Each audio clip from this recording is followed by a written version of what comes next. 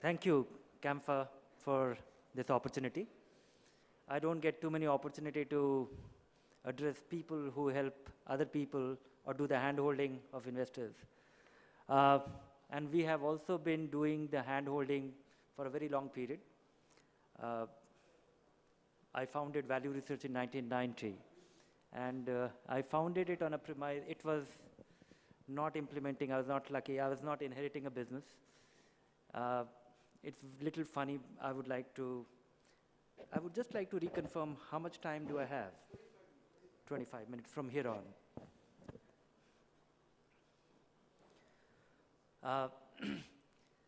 We are talking about disruption, and I would just like to get you the context of that.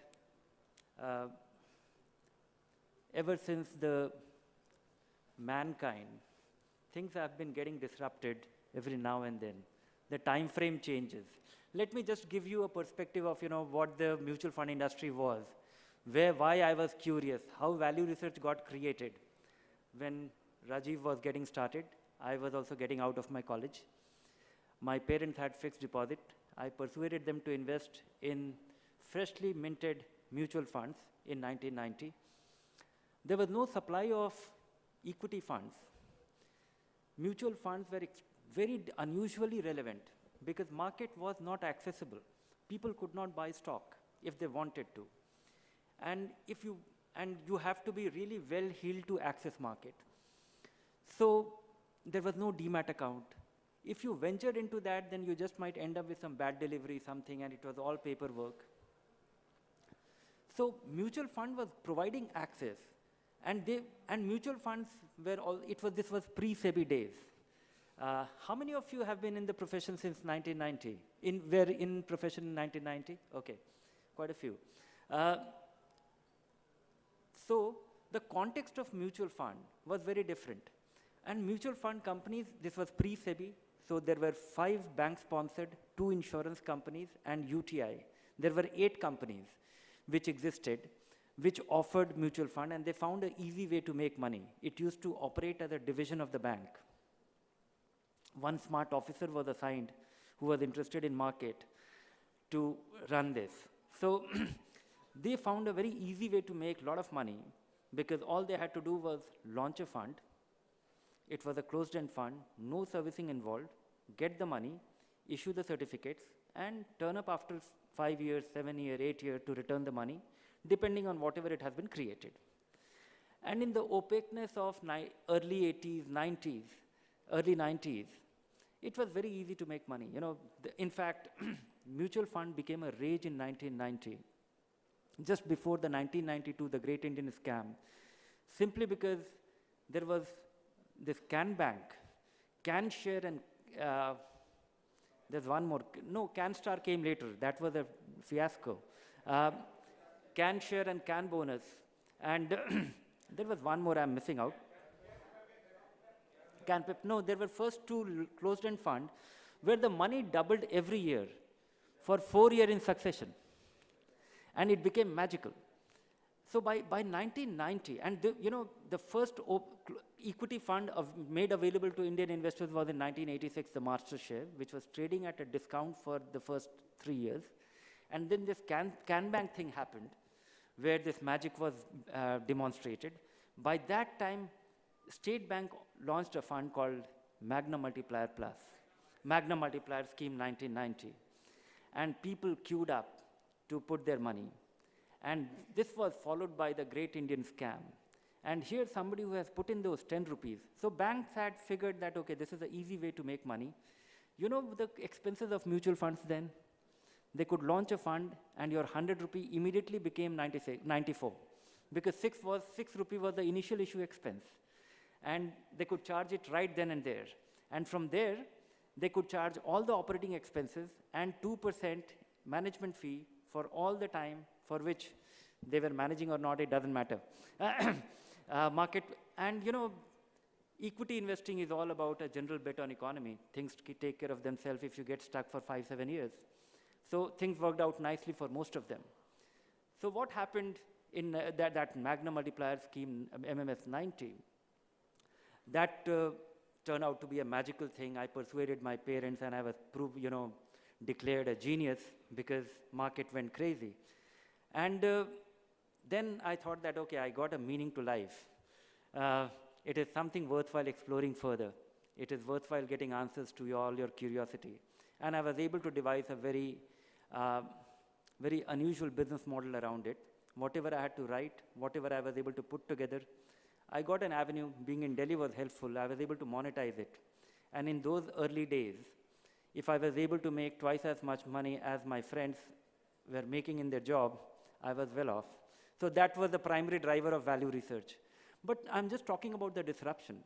6% SEBI coming into being. When I first met the UTI person, after Kothari Pioneer launched the open-end fund, the Prima fund, which was offering a T+2 transaction. You put your money, get your money, and you never got an account statement. You never got a certificate, but an account statement. I was told by the UTI chairman then that these guys are crazy. The market doesn't work like that. So you have to push your boundaries. Getting an account statement, creating education. Then the investor education initiative taken by Kothari Pioneer was that you are okay if you are not getting your certificate, because everybody was used to getting certificates only. So coming from that point, as recent as entry load abolition. And today the disruption is not coming from this cost is one thing. You are missing out on a couple of things. I'm as an insider, regulatory insider, because I'm part of the Mutual Fund Advisory Committee. Whatever Rajiv said, that is definitely the spirit, that mutual fund or any investor in this country is naive, gullible, and he needs to be protected. And that is the preamble of SEBI. I don't think it depends on the chairman. Even if it doesn't want to, that's their job. That is what it is stated in the first 2 lines of the SEBI Act. Protecting the investor, followed by development of the markets. But I think the more important thing is, which you people are completely missing out, which is this enhances.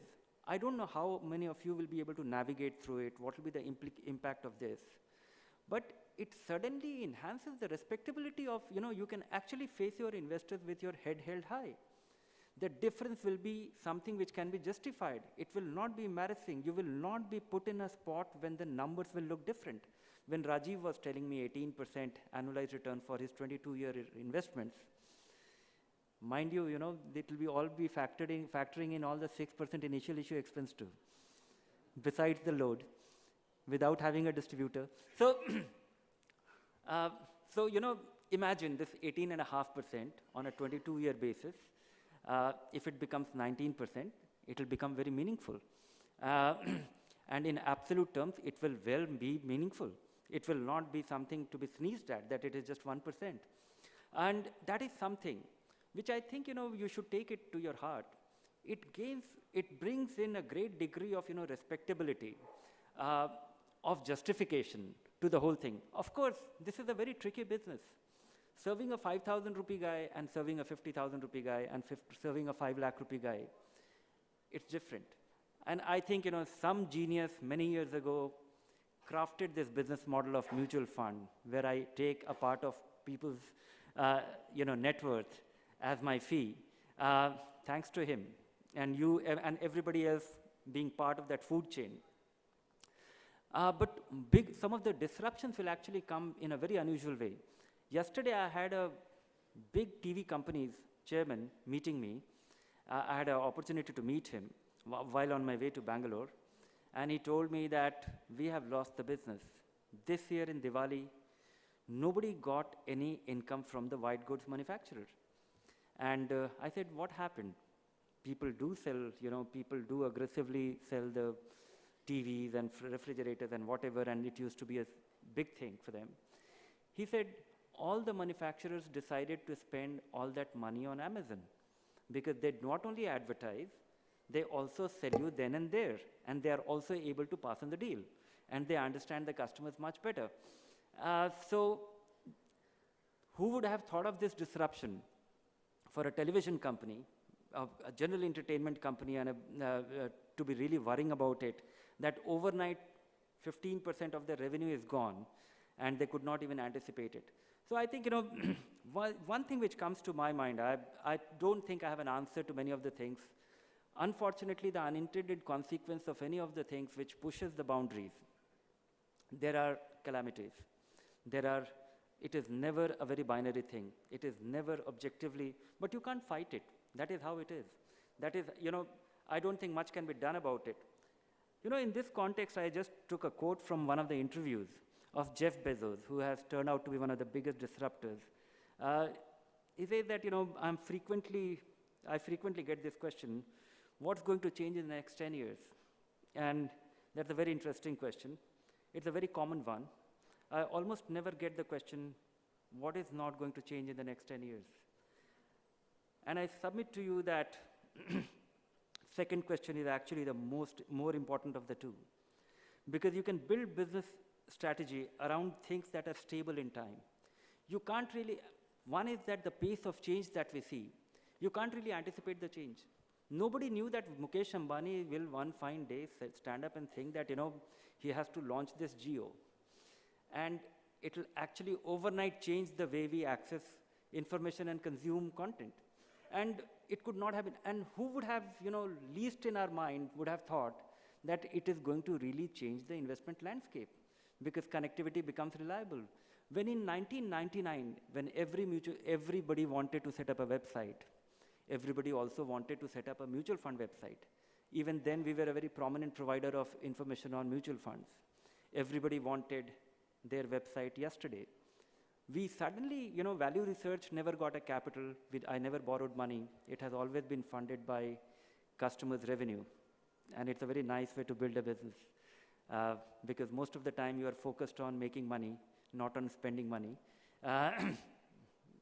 Some money, but you always have to make money because the day you don't make it, you wind it up. When you are in the business of spending money, your character changes. And that is why, when a lot of people are talking very proudly about Flipkart, I really wonder if the jury is still out. Businesses should exist to make money. But that apart, I would like to say that in 1999, when everybody was setting up that mutual fund website, we had 100 customers. I built up a setup. Everybody paid me advance money. And all of them disappeared in the period next 6 months to 1.5 years. 100 companies. They came, they set up, and they disappeared. Only 3 of them exist, and they are traditional businesses. One is economictimes.com. The other one is ICICI Direct. And the third one is Bloomberg, which remains a very prominent information provider across the board. Except for that, besides these 3, 147 and big names, G Capital, you name it, Hindustan Times, Go4i, Wallet Watch, Sifi, you name it. And there were about so many companies that it's paisa power. Same mania as we see today. Today we have listed, many of them are our customers. There are about 77 fintech companies functioning today, which are enabling transaction. And the only thing for which they don't have an answer, they have an answer for most of things. The only thing for which they don't have an answer is that when will they make money? Which I think is something for you to, so disruption is going to be very different. So I'll just read the second half of his answer, that it is impossible to imagine future for 10 years from now. I can tell you that, it is impossible to visualize the future 3 years from now. Everything changes. Everything comes as a surprise. So you have to really focus on what will not change and how will you remain relevant. You have to really spot those 8, 10 things, 5 things. And to my understanding, it is fairly straightforward business. Never get distracted from this. And particularly you people. Particularly for you people who in the last 15 years have been able to build a viable business, the whole idea of building a viable business and is developing a resilience. To be able to withstand, I think there are, I'm nobody to actually suggest with all these stalwarts sitting here that what an advisor should be doing. But I have devised that, for 4 or 5 things which an advisor should be doing. And some of it can be disrupted, but a lot of it will never be disrupted. It starts with, the role of an advisor is trust and credibility building. You can have the finest of advice, and if the guy doesn't take you seriously, it's off. He doesn't take your advice. He doesn't meet you. He doesn't entertain you. He doesn't engage with you. He doesn't take your stuff seriously. Building that credibility and trust is of paramount value. And then the mundane stuff comes in, which is important, which is goal planning of that individual based on risk evaluation. And then a portfolio construction. Many a times, a lot of people think that magic happens only here. I need to give somebody the trick of where to invest and things will happen automatically. It is important, but that is not the first thing. Periodic rebalancing, changing your tactical depending on changing circumstances or changing state of health of your investments. Ongoing risk planning and risk adjusting, because this is something which is so dynamic. Unlike all other businesses which get disrupted, where a transaction starts and ends with a fulfillment. Here the problem begins with a sale. The whole problem starts the moment you sell somebody, because that is the beginning of the anxiety. That is the start of, the monitoring starts, the questions start, then somebody who is so passive, he is unlikely to be a very valuable investor, who randomly invested and is not curious. Somebody who is curious, for him to become valuable, you have to be useful, you have to be accountable, and you should be answerable. You should be able to deal with it.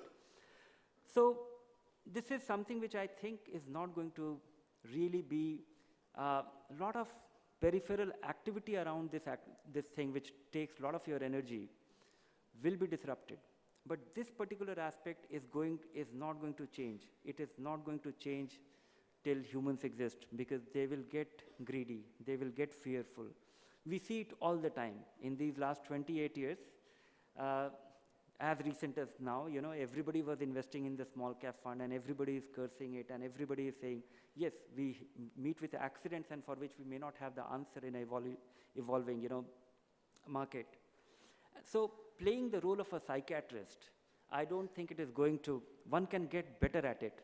I can tell you that artificial intelligence, the way we are looking at, our own statistics generated at Value Research Online for about 1.5 crore investors who come regularly, we actually get a sense that this person comes and visits Value Research, trying to relate it with, when the market goes up, he checks his portfolio. All the days on which the market goes down, he never checks the portfolio.